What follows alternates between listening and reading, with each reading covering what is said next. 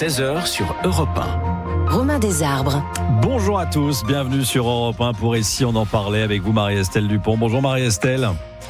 Bonjour Romain. Votre regard de psychologue clinicienne sur l'actualité à retrouver chaque jour entre 15h et 16h sur Europe 1 et en podcast sur l'application Europe 1. Vous pouvez d'ores et déjà nous appeler, je vous rappelle le numéro de téléphone du standard de l'émission 01 80 20 39 21, c'est le numéro de téléphone d'Europe 1. C'est un appel non surtaxé. Aujourd'hui, on va parler des agriculteurs.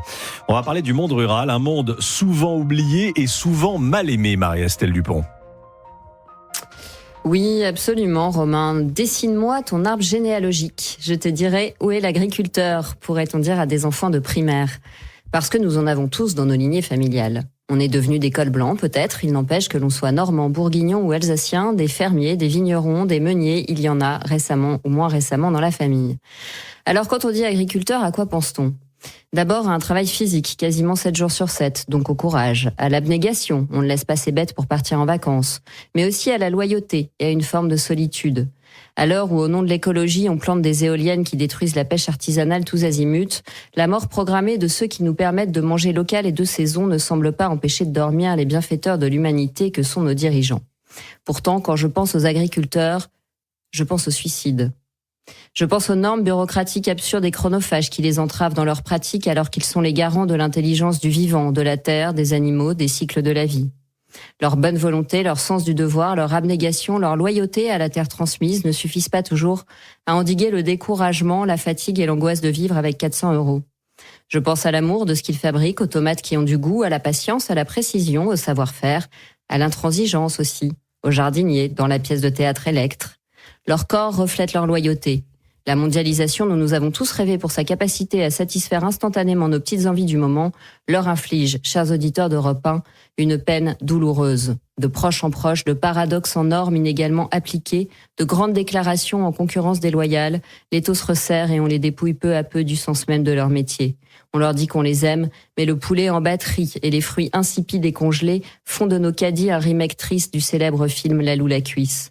Il serait non seulement lâche de détourner le regard, mais également idiot. C'est sur cette ambivalence collective, ou cette résignation peut-être, que j'aimerais revenir aujourd'hui pour comprendre ce qu'elle dit d'une certaine dévitalisation de la France. Et pour en parler, j'ai la joie de recevoir Nicolas Chabanne, fondateur de C'est qui le patron, une marque originale née en pleine crise du lait il y a 10 ans. Bonjour Nicolas. Bonjour. Bonjour Nicolas Chabanne. Bonjour. Merci Marie-Estelle Dupont. On va parler des agriculteurs donc pendant une heure, pendant toute l'émission. Je rappelle le numéro de téléphone de l'émission si vous voulez témoigner, parler de votre métier, si vous êtes agriculteur, si vous êtes de la famille agriculteur, si vous êtes fils ou fille d'agriculteur. 01 80 20 39 21. Vous pouvez faire ce numéro, taper ce numéro et puis vous passerez à l'antenne. Marie-Estelle, le rapport des Français aux agriculteurs, on pourrait le résumer ainsi, c'est je t'aime moi non plus. Alors, je pense qu'il y a à la fois de l'ambivalence, mais il y a aussi, surtout peut-être, des Français qui sont tellement pris dans leurs propres difficultés du quotidien qu'ils n'ont pas vu peu à peu le glissement depuis quelques décennies qui a un peu confisqué l'agriculture aux agriculteurs et finalement, pour beaucoup de domaines, pas seulement l'agriculture, il y a eu l'énergie aussi dans notre pays.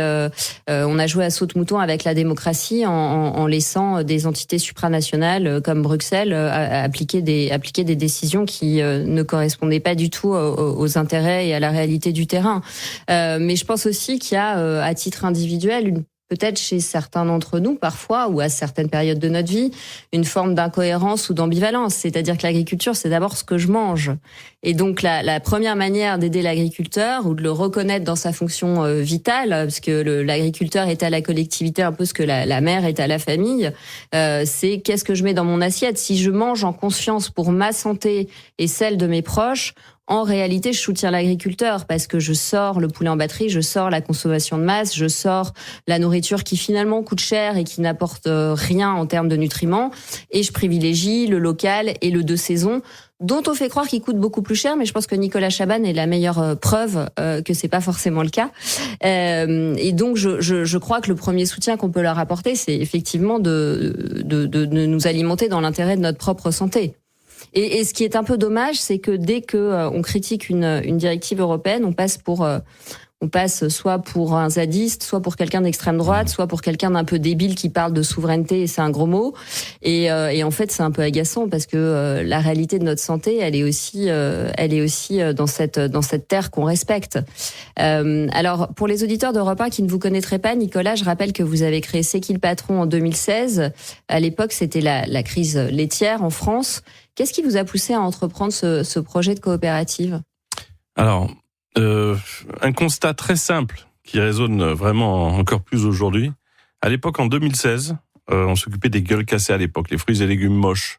Le New York Times a fait un article sur la démarche et l'ONU nous avait demandé de présenter cette démarche. Un conseiller du ministère m'appelle en me disant voilà, il faut préparer cette présentation. Mais ce même conseiller me dit à la fin, vous n'auriez pas, côté consommateur, on était déjà un groupe de consommateurs, une idée pour aider les producteurs de lait notamment, parce que ils sont en train de disparaître en France. Il faut redonner des chiffres à ce stade de l'émission. Il y avait 1 500 000 producteurs en 1970. Il en reste 395 000 exploitations. On en perd 27 par jour, 200 par semaine. Et dans 5 ans, l'INSEE dit ils vont partir à la retraite pour la moitié. Qui va nous nourrir ? L'enjeu, il est double. Il est évidemment le nombre de vaches baisse ou le nombre d'exploitations ? C'est-à-dire que les exploitations grossissent ? Le nombre d'exploitations, les exploitations grossissent, mais dans les fruits et légumes, c'est une perte sèche. C'est des importations. Et dans le contexte géopolitique, c'est quand même compliqué d'imaginer que c'est un pari très durable, d'imaginer qu'on va parier sur des bateaux qui vont serpenter entre les conflits pour venir jusqu'à nous. Mais pour répondre à la question, votre question, Marie-Estelle, nous, on s'est retrouvés avec un constat simple. On a eu des producteurs de lait au téléphone. C'est le cas encore aujourd'hui pour trop d'entre eux. Ils perdaient 120 € par jour, chaque jour, du lundi au dimanche. Voilà ce que c'est la vie d'un producteur. Lundi, mardi, mercredi, jeudi, vendredi, samedi, dimanche. Je fais exprès de dégrainer chaque jour parce que le vendredi, c'est pas le week-end. 2 traites par jour. En tournant le bouton de la machine à traire, me disait Martial Darbon dans l'Ain, on perdait 120 € par jour. Quelle injustice. Des gens qui nous nourrissent tous les jours, qui n'arrivent pas à se nourrir eux-mêmes. Voilà comment est née cette aventure de consommateur, presque de façon un peu émotionnelle et spontanée. Et l'espoir qu'il y a, c'est que cette brique de lait qui est là dans le studio, portée par cette bienveillance, ce bon sens peut-être un peu des consommateurs, c'est la brique de lait la plus vendue de France. Donc elle a finalement prouvé qu'il y avait un autre chemin. Si on est sûr que les centimes vont bien aux producteurs, on fait de grands succès et il faut continuer à acheter français, effectivement. Et donc, vous soutenez 2500 familles de producteurs et de productrices à travers la France avec vos produits qui finalement sont tout bénef pour le consommateur et tout bénef pour le producteur. Voilà, c'est 3000 familles maintenant, puisque ça augmente. Mais en plus, indirectement, je vais essayer de pas trop vous donner de chiffres. Pour les chiffres, c'est pour le symbole et l'espoir qu'il y a derrière. Notre petite aventure spontanée de consommateurs en coop aide ces familles. Mais on découvre dans des témoignages de producteurs qui sont pas C'est qui le patron, que ça les aide aussi. Parce que quand ils se retrouvent en face du distributeur et que le distributeur leur dit, comme depuis des années, on peut pas vous l'acheter à ce prix-là parce que on pourra pas le vendre. Ils répondent, cette brique de lait, c'est la plus rémunératrice pour les producteurs en France et elle est la plus vendue. Donc voilà comment on a créé une équation qui attire un peu l'histoire par le haut. Et en plus de ça, après j'arrêterai avec les chiffres, mais je veux interpeller aussi le monde économique là-dessus, qui dit par défaut, rien n'est possible, la seule boussole c'est le premier prix. C'est pas vrai. Le monde économique a créé des marques depuis 10 ans. Danone, Nestlé, tous les grands groupes. Est-ce que c'est la marque la plus discount, qui est la marque la plus vendue parmi les nouvelles marques ? Non. Vous l'avez devant vous. C'est qui le patron ? Cette marque solidaire, elle est la plus vendue depuis 10 ans en France parce que elle n'est pas discount, mais parce qu'elle est solidaire. Il faut qu'on se réveille. J'ai bien aimé ce que vous avez dit, Marie-Estelle, au début. C'est pas tellement nous, les consommateurs, qui sommes tellement à remettre en question. Quand ils bloquent les routes, les producteurs, 90% d'entre nous sont encore en soutien. On sait très bien qu'ils font pas ça pour avoir une semaine ou un mois de congé en plus. Ils veulent juste arriver à vivre de leur métier. Seulement, il faut que tout ce système global, mette des produits solidaires en rayon.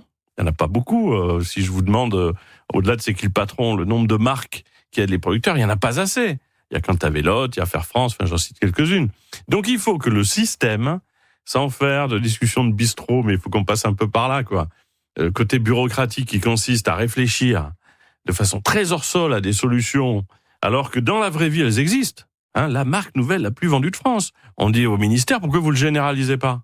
Parce que l'expert a un petit biais particulier, c'est que si la solution vient du bon sens des gens dans la rue et de la vraie vie, ça remet en question sa position d'expert qui doit trouver une solution. Donc voilà comment on est dans une aberration, une absurdité, et on pousse, on est 15 millions derrière ces produits, et on veut que tout le monde se rende compte que le bon sens, la bienveillance, c'est une donnée économique pour l'avenir.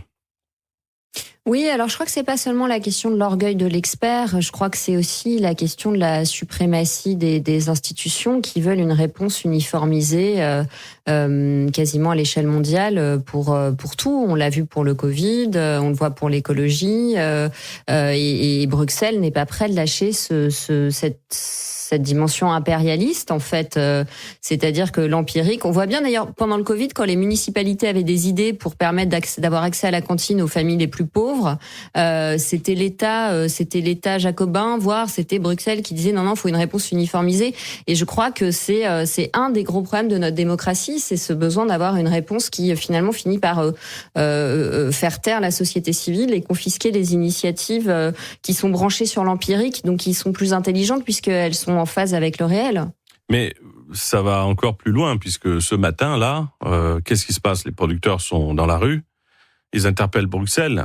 Donc Bruxelles, pendant des années, demande des normes qualitatives extrêmes. Il y a aussi parfois de bonnes choses, mais on rend très dur le fait de devoir faire des produits d'une certaine manière. Et en même temps, on signe un accord, le Mercosur, qui autorise l'importation en concurrence directe pour tous nos producteurs, de produits qui ne tiennent pas compte de ces normes qu'ils ont mis des années à imposer aux producteurs français.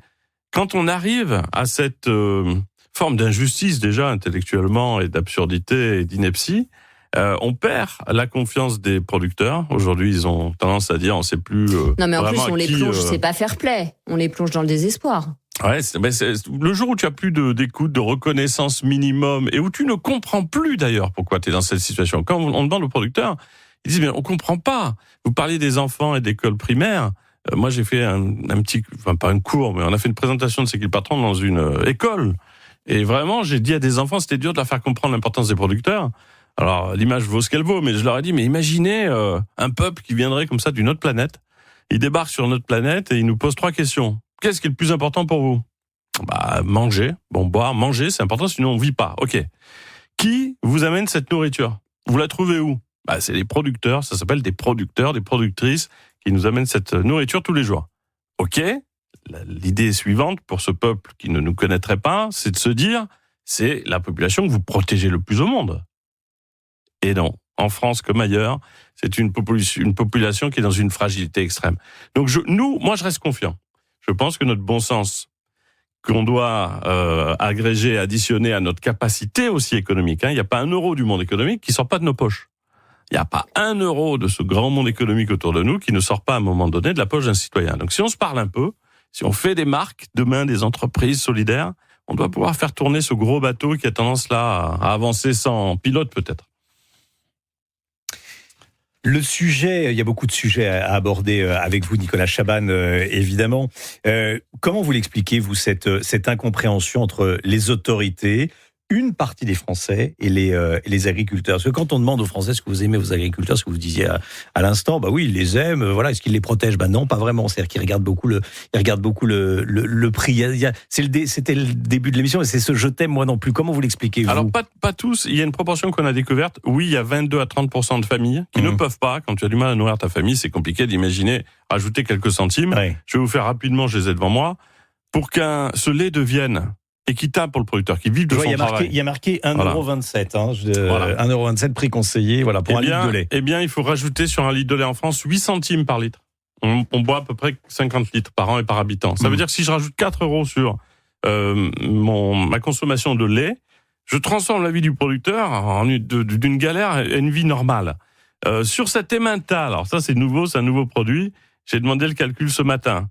Il manque 23 centimes sur un paquet d'emmental. Le sachet d'emmental râpé. On en consomme 15 par an en moyenne et par habitant. 3,43 €.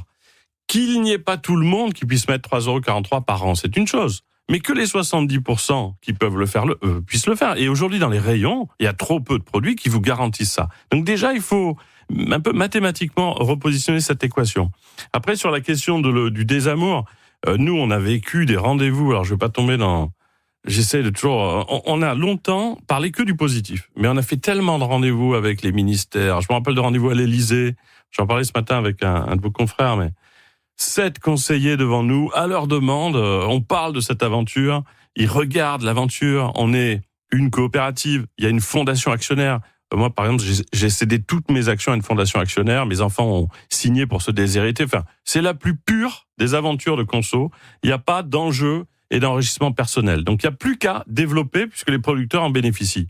Eh bien, les 7 qui étaient devant moi, écoutez ça et ne donnez pas la moindre piste d'atterrissage à la possibilité de se dire OK, ils sont importants pour nous en France, on en fait une priorité, dites-nous les consommateurs comment faire. Et un petit truc fou en complément, en 2017, la conseillère d'Emmanuel Macron vient nous voir et nous dit Audrey Borloo, on va en faire une loi. Bonne nouvelle, la loi Egalim que vous connaissez tous. Elle est inspirée directement de C'est qui le patron, on leur donne tous les tuyaux et les fils et les plans. Et quand elle sort cette loi, elle a oublié la présence des consommateurs, qui est un élément fondateur. L'Egalim 2 oubliera aussi la présence des consommateurs.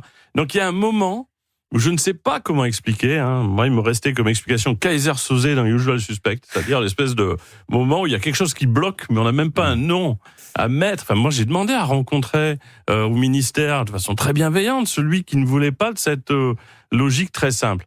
Il y a une culture par défaut de la solution, de la vraie vie, qui ne peut pas remonter dans des macro-schémas comme ça, où à la fin, oui, effectivement, la bureaucratie a peu d'amitié et d'affection pour les solutions de bon sens.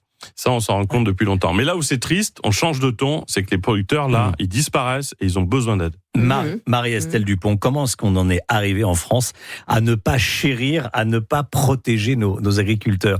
L'exemple fourni et raconté par Nicolas Chaban avec le peuple venu de l'espace est frappant. Comment est-ce qu'on en est arrivé, à ne pas les protéger, nos agriculteurs qui nous nourrissent? Ce qui est vital. Bon, ils disparaissent d'ailleurs.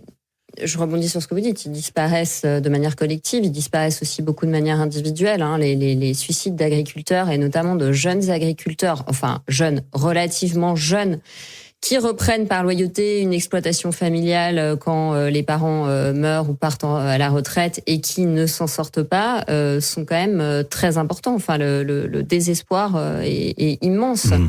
Comment on en est arrivé là? D'abord, je pense que il y a eu une disqualification. Paradoxalement, on a eu du mal en France à progresser sur le plan technique depuis la révolution industrielle et donc à valoriser les nouvelles professions et à se développer dans le secteur tertiaire sans qu'il y ait une sorte de reniement des origines et des racines, comme s'il fallait choisir, comme si c'était ou bien, alors que c'est une inclusion réciproque et que le développement du secteur tertiaire n'est possible que parce que quand même fondamentalement il continue d'y avoir des fonctions nourricières et des fonctions vitales dans le pays.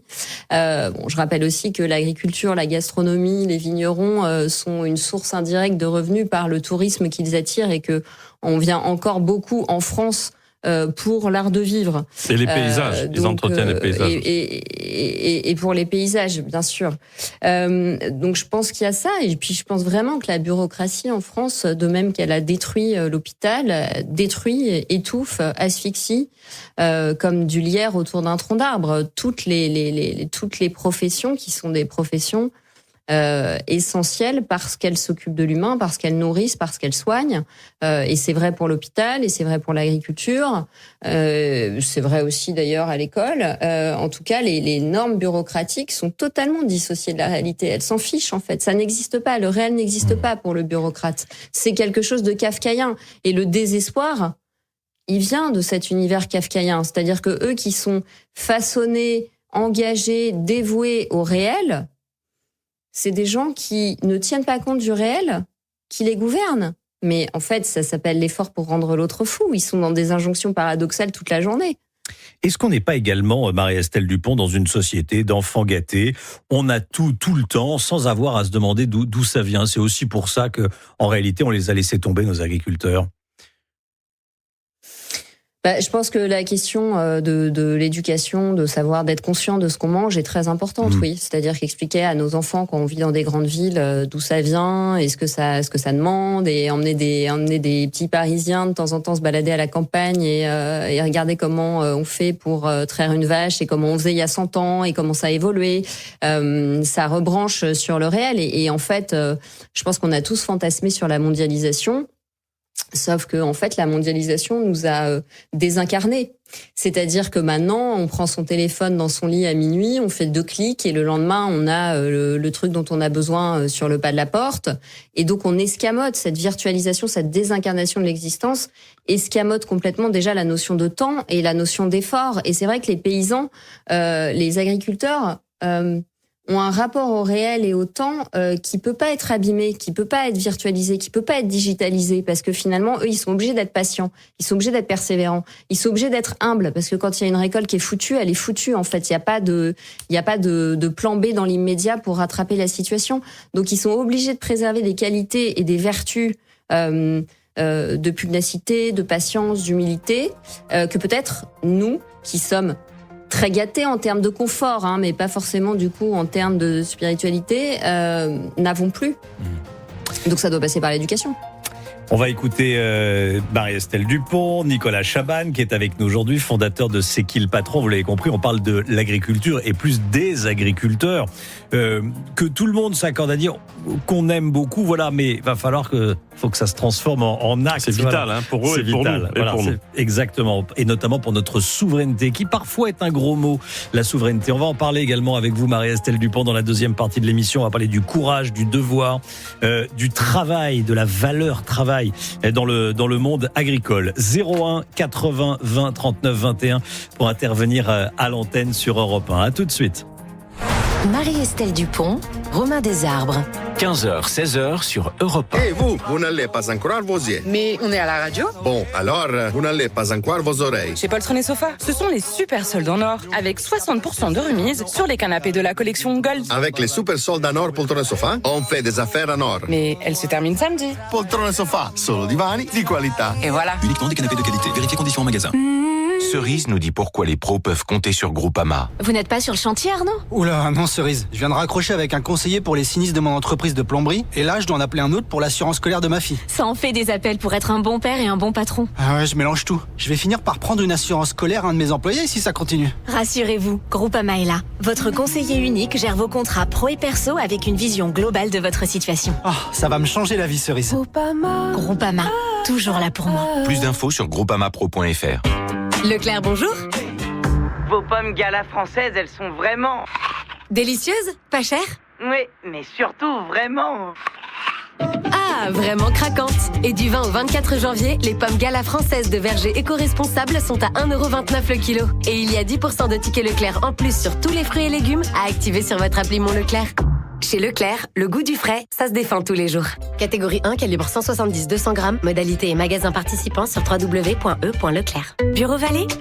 Ah non, me mets pas de repos mardi. Ah bon ? On reçoit la nouvelle imprimante Epson à réservoir de chez Bureau Vallée. Je vais être la première à la tester. Oui, enfin, elle sera toujours là mercredi. La première, j'ai dit. L'imprimante multifonction jet d'encre Epson EcoTank. 29,50. 3 en 1, impression recto verso auto est à seulement 289,99€. Professionnel, démarrez l'année du bon pied avec Bureau Vallée. Bureau Vallée ? On met la barre très haut et les prix très bas. Jusqu'au 24 janvier. Conditions et magasins participants sur bureau-vallée.fr. 15h26 sur Europe 1, on est ensemble. Et si on en parlait avec Marie-Estelle Dupont sur Europe 1, on parle des agriculteurs. Aujourd'hui, nous sommes avec Nicolas Chaban, fondateur de C'est qui le patron ? Voilà, 01 80 20 39 21 si vous voulez témoigner sur Europe 1, si vous êtes vous-même agriculteur, si votre famille est issue de l'agriculture. Vous appelez Europe 1 01 80 20 39 21. À tout de suite. Carrefour. Quand vous me dites les mandarines, il y a toujours quelqu'un pour te piquer un quartier. Eh bien, ça me donne envie de vous dire que les mandarines avec feuilles sont à 1,99€ le kilo. Alors rendez-vous jusqu'à jeudi chez Carrefour, Carrefour Market Taylor Drive et sur votre appli Carrefour. Carrefour, on a tous droit au meilleur. Origine Espagne, variété Tangold et Nadorcote, catégorie 1, calibre 2-3, détail sur carrefour.fr. Préparez-vous à voir toujours plus de matchs, toujours plus de buts incroyables, toujours plus de clubs réunis pour un même frisson. Avec Canal+, préparez-vous à vivre toujours plus d'Europe. Retrouvez l'intégralité de l'UEFA Champions League sur les chaînes Canal+. Avec ce soir à 21h, Sporting Portugal, Paris SG sur Canal+ Foot et Real Madrid, AS Monaco sur Canal+ Sport. Suivi demain à 21h d'Olympique de Marseille, Liverpool sur Canal+. Rendez-vous sur boutique.canalplus.com. Dans la vie, vous pouvez choisir d'avoir des enfants, leur faire leurs premiers pas, les accompagner jour après jour. Tout ça pour qu'ils finissent par se jeter en boule en hurlant au milieu du supermarché. Ou bien sinon, vous pouvez choisir une Volkswagen qui fera exactement ce que vous lui demandez. Volkswagen, enfin une décision facile à prendre. En ce moment, le T-Cross est à partir de 179 € par mois. T-Cross 9 LLD 37 mois et 30 000 km, premier loyer de 4 000 €, puis 36 loyers de 179 € si acceptation par Volkswagen Bank. Valable sur une sélection de véhicules du 1er au 31 janvier dans la limite des stocks disponibles. Conditions sur Volkswagen.fr. Au quotidien, prenez les transports en commun. Leclerc, bonjour. Alors pour nous, ce sera une assiette frites mayo, une assiette frites ketchup. Supplément promo. Vous parlez de la promo McCain? Bah oui, je passe commande comme au resto. Bonne idée, mais il faudra tout de même venir chez Leclerc. Du 20 au 31 janvier pendant les super pouvoirs d'achat, pour l'achat de 2 sachets de frites surgelées côté resto, côté burger, comptoir ou brasserie McCain, le 3e est offert. Tout ce qui compte pour vous existe à prix Leclerc. Modalité et magasins participants sur www.e.leclerc. Pour votre santé, bougez plus. Joyeux anniversaire! On l'a déjà fêté hier. Oui, mais chez Caseo, l'anniversaire dure 4 jours. 4 jours, 4 cadeaux. Fenêtre, cuisine, dressing et pergola. Carrément. Pour les travaux et la réno, il y a Caseo. Caseo, vos projets bien encadrés. Menuiserie, cuisine, véranda. Les 4 jours anniversaire Caseo, c'est jusqu'à moins 40% sur votre projet. Conditions et dates sur caseo.fr. Aesio Mutuel présente. Dis donc, tout en rose, c'est moi ou t'as pris du muscle? Ah non, j'ai croisé Météo ce matin et vu ses prévisions, j'ai mis 8 toges. Ah oui, mais enfin, Météo, c'est le début, elle est pas toujours fiable. Là, t'as chaud, non? Parfois, il vaut mieux être bien couvert que trop couvert. Aesio Santé Essentielle, c'est la couverture santé simple et claire, recentrée sur ce qui vous sert vraiment et jusqu'à 20% moins cher que la concurrence. Aesio Mutuel, c'est ça, la mutuelle d'aujourd'hui. Étude comparative réalisée par Minalea en 2025 sur des offres non responsables à prestations équivalentes. Détails et informations sur aesio.fr. Europe 1, le journal permanent. Sur Europe 1. Romain Desarbres. Voilà, Émilie Dez nous en parlait à l'instant. Mobilisation des agriculteurs aujourd'hui à Strasbourg. 1000 tracteurs réunis à Strasbourg. Le monde agricole en colère, une colère qui ne retombe pas. On parle de l'agriculture, on parle des agriculteurs aujourd'hui et du monde rural dans Ici on en parlait. Avec vous, Marie-Estelle Dupont. On est avec Nicolas Chabanne aujourd'hui, qui est le fondateur de C'est qui le patron. Et on est également avec Arnaud, Marie-Estelle Dupont, qui nous a appelé 60 ans. Vous nous avez appelé de Paris. Bonjour Arnaud. Bonjour, merci. Merci beaucoup d'être avec nous en direct. Vous dites ceux qui nous nourrissent se suicident car nous ne sommes pas capables d'avoir un système équitable. Alors est-ce que vous pouvez nous en dire plus ? Oui, alors d'abord je félicite Marie-Estelle Dupont qui a toujours des analyses excellentes et puis là elle essaie d'appliquer sa méthode comme toujours et de manière satisfaisante au problème des agriculteurs que pose Nicolas Chabanne. Bon, donc la situation est très simple. D'un côté, il y a un constat d'absurdistan qui est fait dans tout un ensemble de domaines. D'autre part, il y a quelqu'un qui propose la solution, Nicolas Chabanne, et qui dit que la solution de bon sens existe. Mais qu'est-ce qui se passe ? Eh bien, ça ne fonctionne pas. C'est-à-dire que, appelons ça le gouvernement, les responsables n'acceptent pas, n'écoutent pas le bon sens et la solution. Pourquoi ? Eh bien, la solution, elle est simple. Il y a un maillon manquant dans notre système qu'on peut appeler démocratique, c'est que ça ne fonctionne ni à l'école, ni en médecine, ni nulle part, et là, pas dans l'agriculture. Le langage est truqué. Et celui qui a bien dénoncé la chose, c'est Philippe Guillaume, qui était PDG d'Antenne 2 FR3, qui en 1990 avait écrit un livre, Lettre ouverte à tous les Français qui ne veulent pas être pris que pour des cons. Et ce qui était dit, c'est qu'il faut détruquer le langage. Et Marie-Estelle Dupont a dit une chose intéressante qui illustre la question, c'est qu'elle a dit, dans notre système démocratique, il y a un système démocratique, mais qui n'écoute pas la société civile. Or, la véritable démocratie, c'est la société civile. Donc, le problème qu'elle soulève très souvent, c'est qu'en fait, nous sommes pris dans un système qui veut une solution uniforme, c'est ce qu'elle a dit, et ça s'appelle les mathématiques. C'est-à-dire, ceux qui dominent tout, c'est les mathématiques. Ils veulent tout diriger par les mathématiques. Or, comme il y a 3 logiques, la logique spirituelle, la logique biologique et la logique minérale qui est mathématique, eh bien, les paysans ne rentrent pas dans ce jeu et nous sommes en train d'en mourir. Donc, la solution, c'est qu'il y a un dysfonctionnement du système décisionnel qui fait que ceux qui ont la solution ne sont pas entendus, alors que la démocratie, en principe, a été faite pour entendre ceux qui ont la solution. Voilà, donc il faut remettre le langage à l'endroit, et c'est ce qui se passe à l'Académie qui a abandonné les règles certaines. C'est que la langue française est une langue merveilleuse qui permet de donner la solution par les règles certaines, et la langue française va mal, et ça va avec ce système qui n'admet pas, et à ce que Macron avait appelé une fois l'agenda caché, c'est-à-dire qu'il y a des gens qui ont un agenda caché, et puis il y a ceux qui sont sur le terrain qui en appellent à la démocratie, mais la démocratie n'existe pas dans la mesure où il y a cet agenda caché. Voilà, donc la solution, c'est qu'il faut détruquer le langage, et ne pas faire appel à des décideurs en disant qu'ils ont le droit de décider, puisque celui qui a le droit de décider, c'est celui qui a la légitimité de la solution.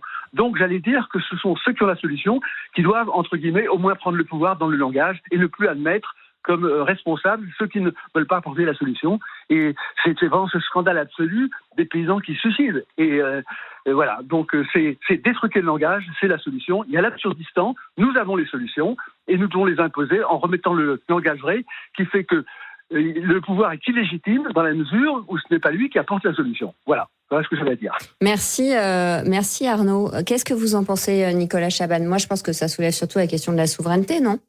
Oui, alors c'est vrai que là, on a parlé quand même d'un constat triste, aberrant. On ne trouve pas l'interlocuteur pour au moins avoir une réponse. Vous vous rendez compte, on en est là quand on est producteur, quand on est consommateur, citoyen. Mais là, il y a un autre choix qui est en train de se faire. Il faut être concret là-dessus. C'est-à-dire que on est repassé par là pour montrer l'absurdité de la situation, mais là, on n'attend désormais plus personne en tant que citoyen. En ayant découvert la capacité qu'on a sans attendre personne, sans le moindre rendez-vous avec l'un ou l'autre des dirigeants dont on parle, d'avancer, on prend encore une fois le moteur principal de l'ensemble de notre vie économique et politique. Le monde économique, c'est le grand frère de la vie politique. Là, on a le pouvoir d'achat, notre argent dans nos poches. Si à un moment donné, imaginez un monde où notre argent irait mécaniquement avoir des conséquences positives sur des choses qu'on aurait pu identifier, mécaniquement, on va changer le monde. On change beaucoup plus facilement le monde qui nous entoure à partir de nos actes d'achat qu'en espérant qu'un membre du système politique le fasse. Donc, la nouveauté, on a effectivement fait cette demande de convention citoyenne. Encore une fois, il n'y a pas beaucoup d'outils démocratiques, il n'est pas parfait, parfois ça marche pas, c'est fumeux, mais là on va tout faire pour que ça fonctionne. Et on va rappeler à tout le monde que sans nous, les consommateurs, les citoyens, rien n'existe. Mais il faut le faire, je crois, dans une autre dimension que celle qu'on a connue il y a longtemps, parce que là on est sur le terrain et en face des armes de gens qui répondent pas. Si vous le faites en hurlant dans la rue, en vous énervant toutes les 2 minutes, et en vous exténuant d'arguments toujours les mêmes face à des gens qui n'écoutent pas, finalement vous n'êtes pas sur le terrain le plus tranquille. Si vous vous rendez compte que vous avez un pouvoir immense, que vous repassez par une case un peu positive, que vous éclairez la zone de lumière au lieu de s'occuper de la zone un peu noire pour qu'elle irradie la pièce tout entière, on l'a fait en 10 ans, on n'a attendu personne, on n'a pas eu besoin des politiques pour créer aujourd'hui une marque qui sauve déjà des milliers de familles de producteurs. Donc repassons aussi par cette case action à partir de nos moyens de citoyens et de consommateurs. C'est-à-dire là où je mets mon argent, je mets mon consentement et je mets mon énergie. Oui, avec une nouveauté. Vous vous rendez compte que, pour faire une autre image, 1600 milliards d'euros des dépenses de ménage chaque année. 1600 milliards. Le 1er janvier, il n'y a pas 1 euro qui ne sort pas de nos poches. L'argent ne vient pas d'une planète lointaine. Le 1er janvier, nous, citoyens, avec un pot commun de bienveillance et d'envie de faire des choses utiles, on est tous sur la ligne de départ et on espère que la vie ira mieux. Le 2 janvier, comme on butine et qu'on ne sait pas où va cet argent et quelles conséquences il a dans ce monde un peu déséquilibré, on arrive à ce monde-là. Imaginez une année où, et nous on l'a enclenché l'année dernière, on appelle ça les entreprises du partage, on est en train avec cet argent de racheter une part de l'économie, de prendre des entreprises où on met la fondation actionnaire, on sait où va l'argent et où on met des petits branchements où mécaniquement, derrière un achat de services ou de produits, on sait que mécaniquement nos achats soignent le monde. C'est le chemin le plus court, sans attendre personne pour changer les choses. Voilà pourquoi, au milieu de ce marasme et de cette tristesse des producteurs, on a une petite lumière là qui s'est allumée et on va marcher de plus en plus nombreux sur ce chemin-là. On est 15 millions de personnes, c'est déjà un nombre suffisant pour changer les choses. Oui, alors c'est drôle parce que je vous écoute et je me laisse aller à penser à des choses et je me dis ça passe aussi par notre rôle d'éducation, c'est-à-dire que je suis très frappée de voir ce paradoxe dans notre société où on nous parle d'autonomie, d'indépendance à tout crin, faut être autonome. Ton enfant, est-ce qu'il est autonome ? Ben non, en fait, il a 2 ans, donc il n'est pas autonome, etc., etc. Et en réalité, beaucoup de jeunes filles et de jeunes garçons d'une vingtaine d'années ne sont pas conscients de ce qu'ils mangent. Et moi, j'ai vu des étudiants babysitters garder mes enfants, soi-disant HP, soi-disant entrant dans des grandes voies d'études, qui ne faisaient pas, non mais en fait, j'en suis restée bouche bée, qui ne connaissaient pas la différence entre un légume et un féculent. Nicolas Chaban. Ouais, à 20 sûr, ans, ouais. Et on m'explique, elle est HP, elle va faire des grandes études. Bah, d'accord, mais en attendant, elle va manger des boîtes de nouilles chauffées au micro-ondes, quoi. Non mais enfin je sais pas, moi à 20 ans je savais préparer une ratatouille et enfin je savais manger de saison et préparer à manger pour mes proches, quoi. Et donc il y a une question de la transmission collective, mais une transmission dans la famille qui incluez vos enfants quand vous préparez à manger, ça c'est quoi et qu'est-ce que tu mets dans ton assiette et tiens elle est bonne cette huile d'olive, goûte-la et je pense que ça passe aussi par cette éducation au quotidien, non, d'être conscient. Enfin moi quand je vois un jeune de 20 ans qui fait pas la différence entre les légumes et les féculents, en fait je n'ai plus de mots. Ouais, on a perdu, vous le résumez bien, la notion déjà aussi d'intérêt, hein, parlons de toutes ces maladies qui lorsqu'il y a autant de malbouffe présente une note derrière les économies de premier niveau bien plus grande que les économies qu'on aura pu faire. Enfin, c'est un tout. Mais je crois que la nouveauté, c'est qu'on s'est laissé comme ça un peu faire par un système qui nous donnait l'impression qu'il n'y avait pas de risque particulier au niveau de notre nourriture. Là, je crois que tout va être remis en question et on repassera par cette culture-là. Je vous disais tout à l'heure, là, pendant la pub, que la nourriture faite à nos portes, qui vient dans nos assiettes chaque jour, elle disparaît avec les producteurs qui disparaissent et aussi mettent fin à leur jour. Qui va nous nourrir si on doit parier sur de la nourriture qui vient du bout du monde, qui sera forcément aléatoire. Donc je pense qu'il va y avoir un immense réveil. Non, mais surtout qu'il sera insipide, hein, parce que, enfin, pardon, mais le fruit qui est à moitié congelé, qui a été dans des containers, etc., il est pas bon, quoi. Quand vous allez manger local, vous vous régalez, ça explose. Et ça bien sûr. explose dans les saveurs. Et je vous parle pas aussi de l'empreinte carbone. Enfin, il y a aucun intérêt à remettre notre destin. On parle de nourriture, hein, on parle pas d'un loisir. Nous nourrir tous les jours.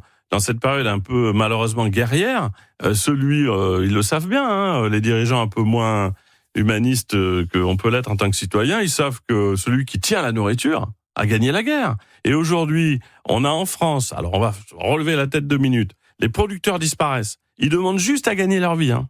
Ils sont en train d'arrêter leur métier, les enfants ne reprennent pas. Ils font de la nourriture pour nous tous. Et on est en train de regarder un petit peu ailleurs, alors qu'on devrait être à 100% sur cette priorité. Je répète qu'il y a beaucoup de priorités de choses à changer, c'est une chose. Mais il n'y a pas une plus grande priorité que de sanctuariser la nourriture faite près de chez nous. Si un jour on a des problèmes pour nous nourrir, on le voit avec les œufs aujourd'hui, même si les raisons sont un peu différentes, il faut imaginer demain, si on cherche de la nourriture, à quel point tous les autres problèmes seront bien plus grands. Il faut vraiment qu'on ouvre nos yeux. Et la chance qu'on a, c'est qu'on a une solution. L'argent est dans nos poches. On va se rassembler plus encore qu'on le fait. Et on va dire à tout le monde, là, l'ensemble du système agroalimentaire, les patrons, c'est nous. On va le dire avec un sourire, beaucoup de bienveillance. Maintenant, vous allez faire comme on va vous dire de faire. Parce que sinon, vous allez, par défaut, faire un monde qui ne sera pas durable pour nous tous. Sur la question de la souveraineté. D'ailleurs, Pompidou disait il y a 50 ans, dans 50 ans, le vrai luxe, ce sera d'avoir des poules et un petit terrain. Hein. Ouais, absolument. C'est-à-dire qu'il avait bien compris que la mondialisation allait, à un moment donné, nous faire perdre une autonomie, justement. Au nom de la liberté, allait nous faire perdre l'autonomie. Aujourd'hui, mes copains agriculteurs, moi je suis du Sud, me disent qu'ils se font piller les champs. Parce que ça devient dur de se nourrir. Enfin, c'est un élément tellement clé. Moi, je ne comprends pas qu'un lundi matin, là où c'est le plus étonnant, c'est que ça serait une mesure pour le gouvernement qui le ferait tellement populaire. Le premier gouvernement qui dit, écoutez, on va protéger les producteurs et la nourriture qui nous amène tous les jours. On est tous d'accord, on y met les moyens qu'il faut. Déjà, on part de là. Et ensuite, quand on aura sécurisé cette nourriture, on pourra s'occuper du reste. Mais comment se fait-il, alors qu'on est 90% à être d'accord avec cette protection, que rien ne se fasse de durable. On a fait au bureau la liste des demandes des producteurs, je l'ai fait avec l'aide des producteurs, et en face, ce qui a été amené comme solution. Vraiment, je n'arrive pas à comprendre, parce que dans ces cas-là, il y a bien quelqu'un qui devrait être gagnant à nous mettre dans cette situation collective.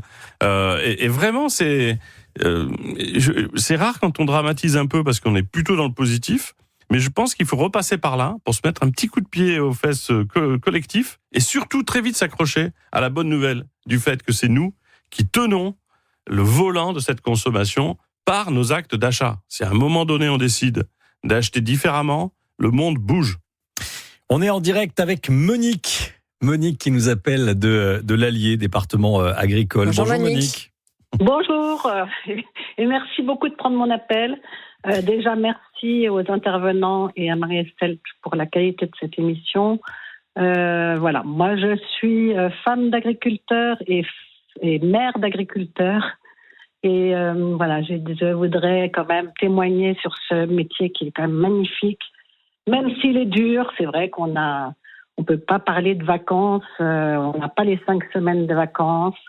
Ceci dit, quand on est passionné, je pense, enfin, moi, j'ai Marie qui était passionnée par l'agriculture et qui a transmis sa passion.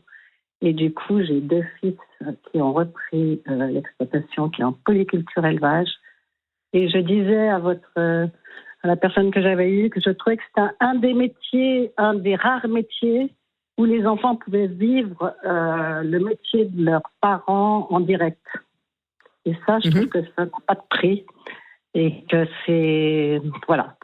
ils peuvent participer, s'ils le souhaitent, très jeunes, au métier de leurs parents. Voilà, c'est tout ce que je voulais dire et j'espère que ça va continuer, que ce métier va pouvoir continuer à perdurer et voilà, et dans des bonnes conditions parce qu'effectivement, maintenant, on gagne plus d'argent à faire du bureau que d'être sur le terrain et c'est quand même très triste.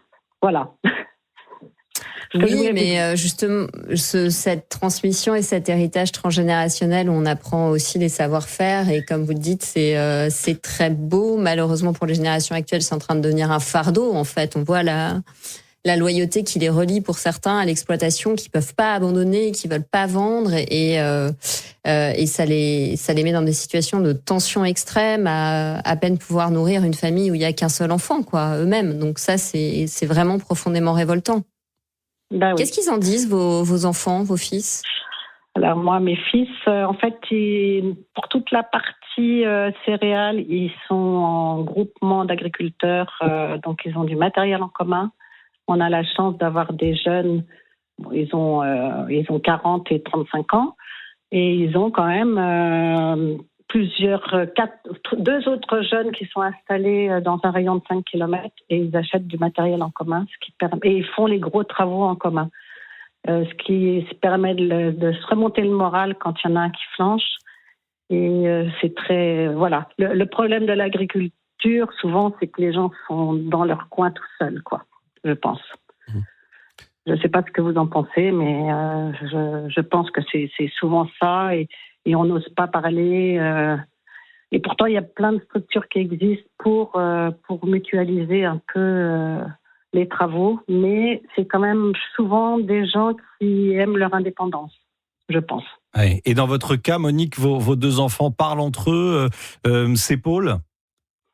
Alors oui, en fait, ils ont chacun leur domaine de prédilection, j'allais dire. Il y en a un qui est plus axé sur l'élevage et l'autre sur les céréales et toute la partie comptable. Voilà. Et c'est 2 caractères différents, mais qui se complètent. Je vous dis pas que c'est sans difficulté. Hein, oui.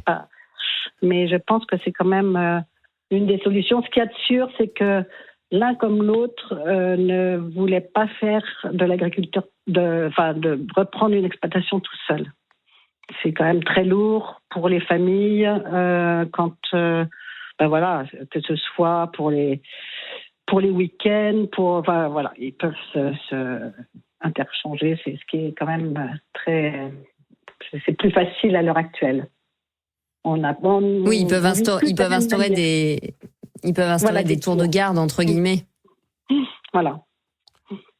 Et c'est vrai que nous, on était tout seuls. On n'en a pas souffert, mais l'évolution fait que maintenant, les femmes travaillent à l'extérieur et que, voilà, on n'a pas le même style de vie pour les jeunes actuels que pour nous. On ne vit pas tout à fait de la même manière.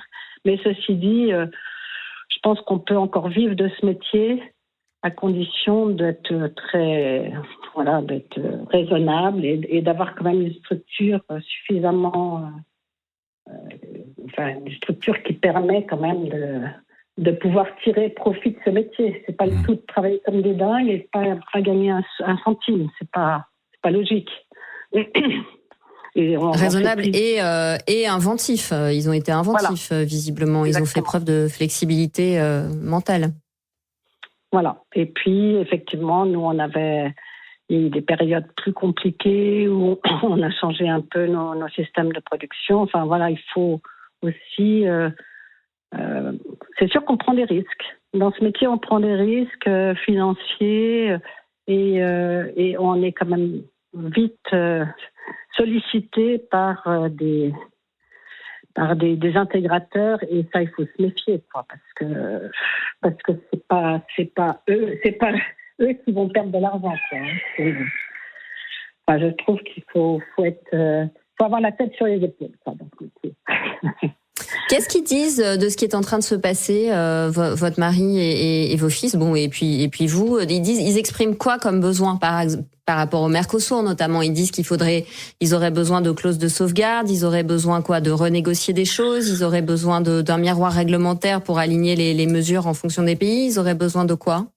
Je pense que ce qui est le plus difficile, c'est que, en fait, au sein de l'Europe, on n'exige pas la même chose, on n'a pas les mêmes normes. Et ça, c'est grave, je trouve, parce que du coup, sans parler du Mercosur, mais rien que déjà en Europe, il y a des produits qu'on nous interdit ici, qui sont permis dans d'autres pays d'Europe, et c'est pas normal, parce qu'il faudrait quand même déjà qu'on soit un petit peu plus sur la même longueur d'onde. Au moins, on serait plus fort, je pense.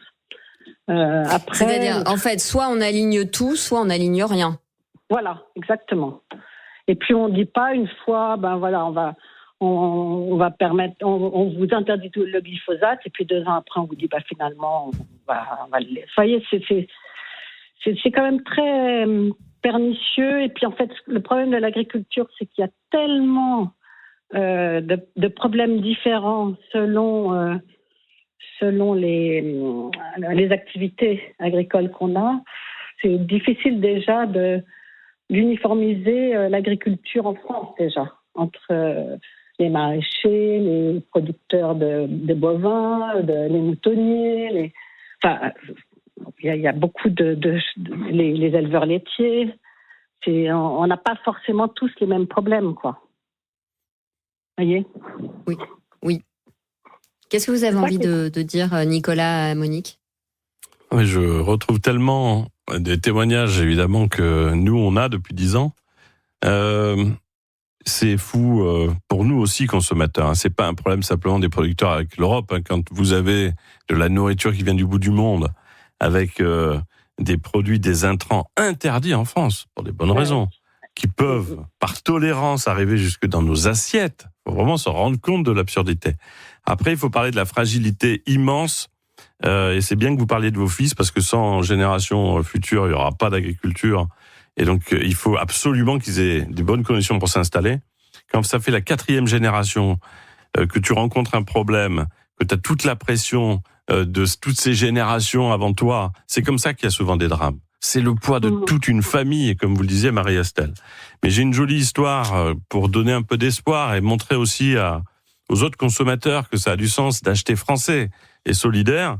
Quand Martial Darbon, qui a créé la brique de lait, c'est qu'il patron dans l'Ain, le producteur de lait, il a cédé son exploitation.